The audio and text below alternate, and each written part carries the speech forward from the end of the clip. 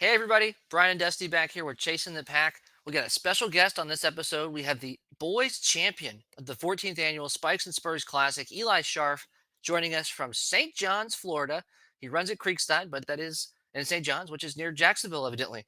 Dusty, did you know that beforehand? I was not sure where St. John's was. Yes, I've actually been to Creekside several times. I've timed a couple of track meets there. Eric Frank was the coach there for a while, and I'm pretty good friends with him. So, very familiar with Creekside and the St. John's area. Let's get into it. Let's welcome our guest, Eli. How's it going, man? Pretty good. How about you? Oh man, doing good. We appreciate you coming on tonight. Let's get into it. Well, first of all, congratulations on the win.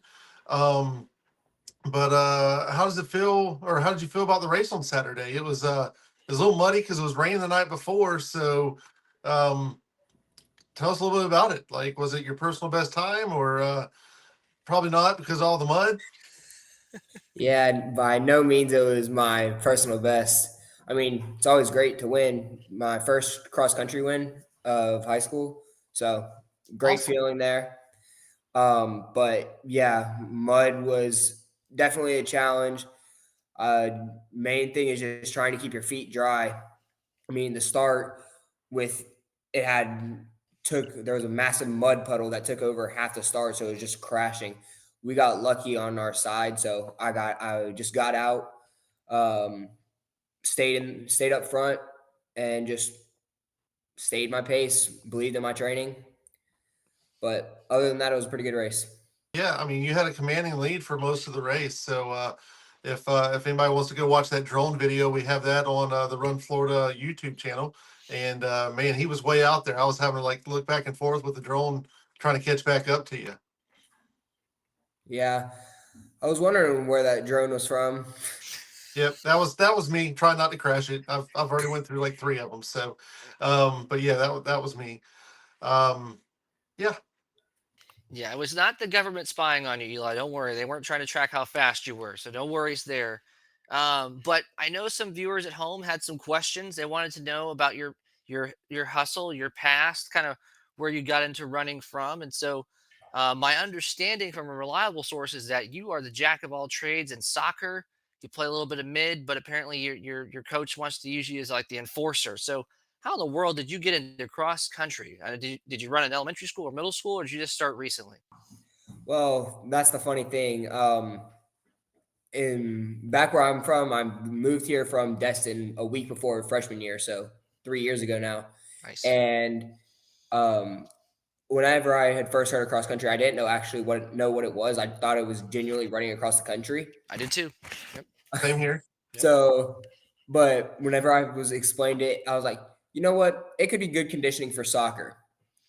And then I ended up being way better than I thought I was, and just stuck with it. Those are always good surprises. Yeah.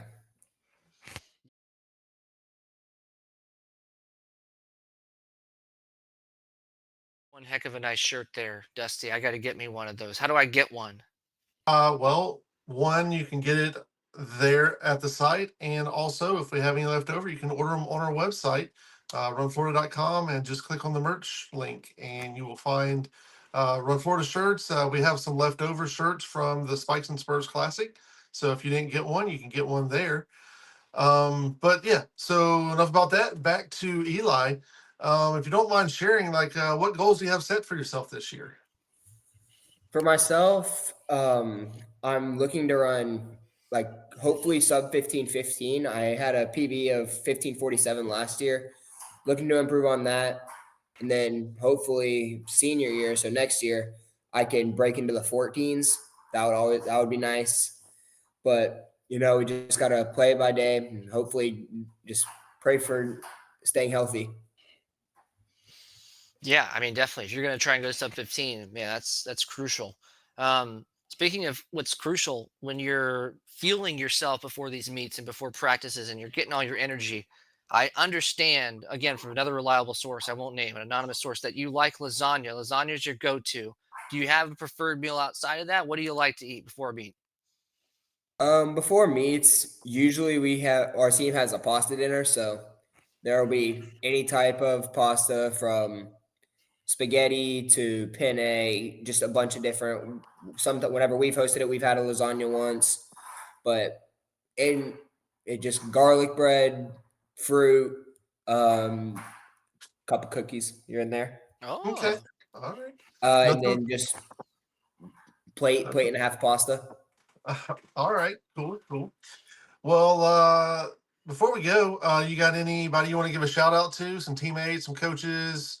Yeah, my coach, Coach B, and my teammates, especially on varsity, for pushing me harder every day.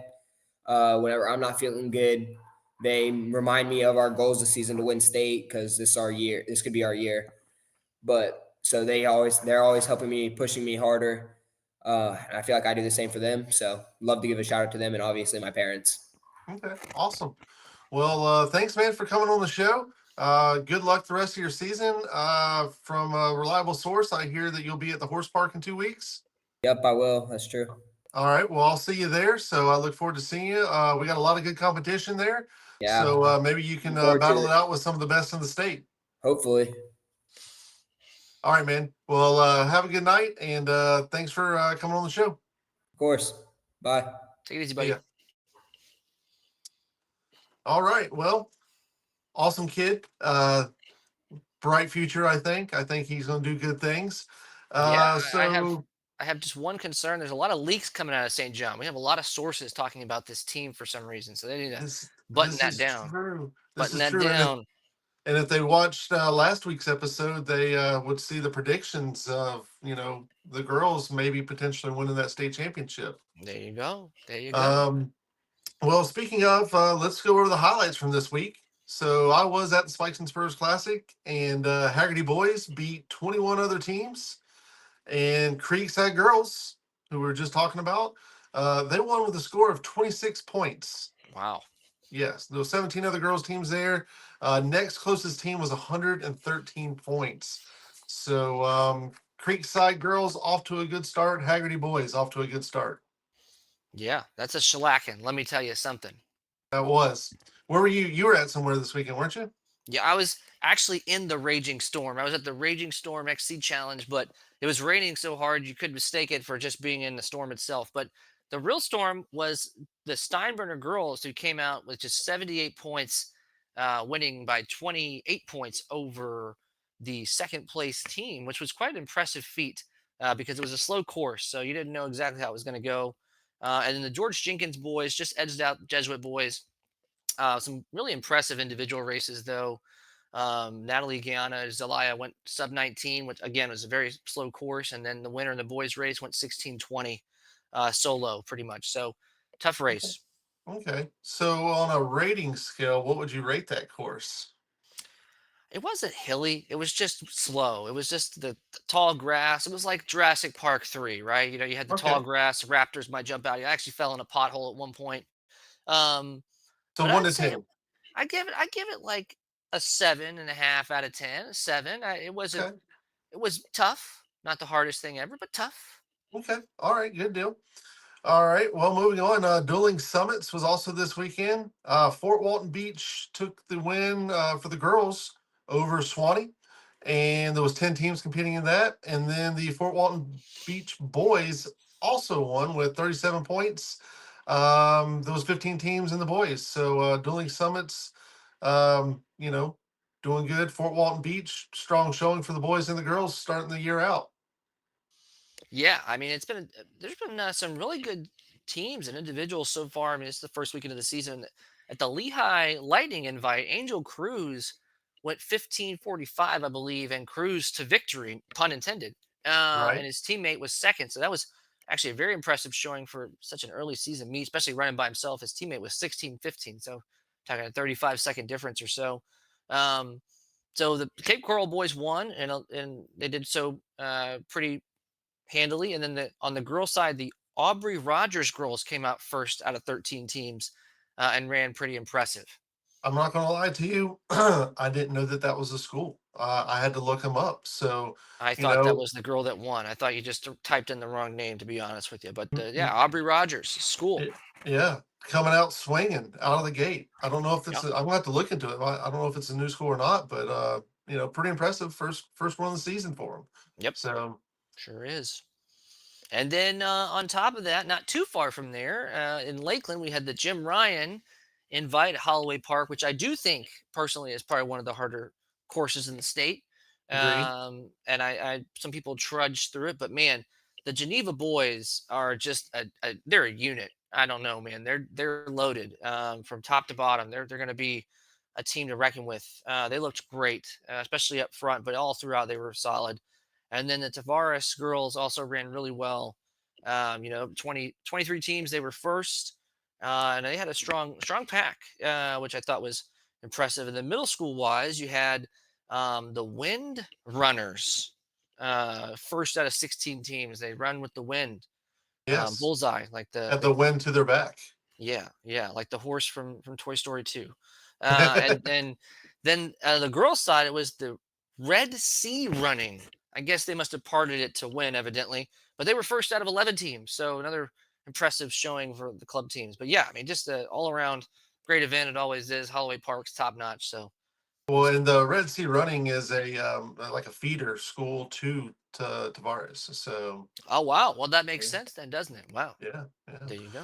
All right. Well, the Cowboy Invite at Osceola High School had Georgia School, North Gwinnett. They came down to Florida and decided to whoop up on the boys and the girls.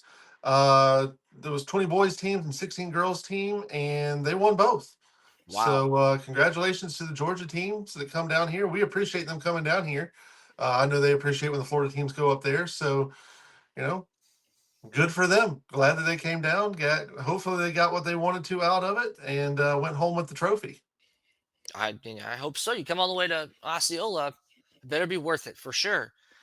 Speaking about worth it, we had the Wildwood Invitational. The Villages brought home the win in that. They did so on the boys and girls side. I think there was only 6 teams there. It was less than double digits, but they still won both, which is impressive. I couldn't tell you much about Wildwood or what's going on up there. It sounds a little rural, but you know what? That's okay. They won. They're the rule invitational winners basically. And then Yeah, the big one of the week, is Cecil Field. The obviously probably the fastest course they got run on this week. Um, Man, some all blazing season, times. all season. Oh yeah, it's Yeah, gonna be obviously gonna be fast, even with the rain. Obviously, Boleyn went out there and just torched everybody like usual on the boys' side. They were 1-2, I think. Madicon, I think, ran 1440 or 1445 was impressive, of course. And then on the girls' side is Ponte Vedra, who we talked about last week as well. yep, When I very sillily or foolishly, I should say, said that they were going to try and win their first state title when they've won like 2 in a row now. I think they've won multiple. So that's a pretty dumb thing to say. I meant to tell you to edit that out, but oh well, it is what it is now. The whole internet knows that I it didn't know anything about happens. them. So, It but happens. anyways, they won convincingly at that meet, and so another impressive showing. They beat 33 other teams. They were first out of 34. So Yeah. Well, great first weekend. There's only two sets of races that haven't put the results up on the official results link of Tifers Florida. I'm sure they'll get them there eventually so that they make sure that it counts, for the athletes that ran at the event. But yeah, so just those two, but several great races this weekend. If you ever need to find the official results, you can go to runflorida.com and we have results and rankings right there, and it takes you straight to Tifers Florida. You can sit there and view all the results right there off of our website. Um, if you ever have any questions for districts, region, state, we have the FHSA XC right there on the website as well. Flyra for middle school state championships, elementary, yep. also on our site. So just quick links to everything. Um, I think that's Wow. pretty much so it. We got Run Florida, going to be at the Wiregrass race this weekend. Check our website out, check our merch site out. Yes, I'm excited for that. I just found out today I will be doing the announcing for the meet. I've never announced a meet before, so this will be fun. I'm sure it will be epic and one for the book. So if you're free and you want to drive up to Wiregrass High School on Saturday morning, it's gonna be we're gonna have a good time with this thing. So that's So going it's on. so it's at the Wiregrass Sports Complex, not at the high school. Okay, well, I'm glad you told me now because I would have driven to the wrong place, and that would have been very unfortunate, very unfortunate. But either way, we'll be at Wiregrass, and we're excited about that. But I think that's it for this episode, man. Another great one, and so Yep, thankful that Eli Sharf joined us. That was a lot of absolutely. fun. That was the first time we got to do that. But hey, if you guys like the video, subscribe, share with all your friends. We're on social media. We're very involved. We have some interviews from this race, from the races this past weekend. So go check those out. But hey, man, appreciate you again, Dusty, having me on. And I hope you have a great rest of your week, buddy. All right, you too, man. Thanks.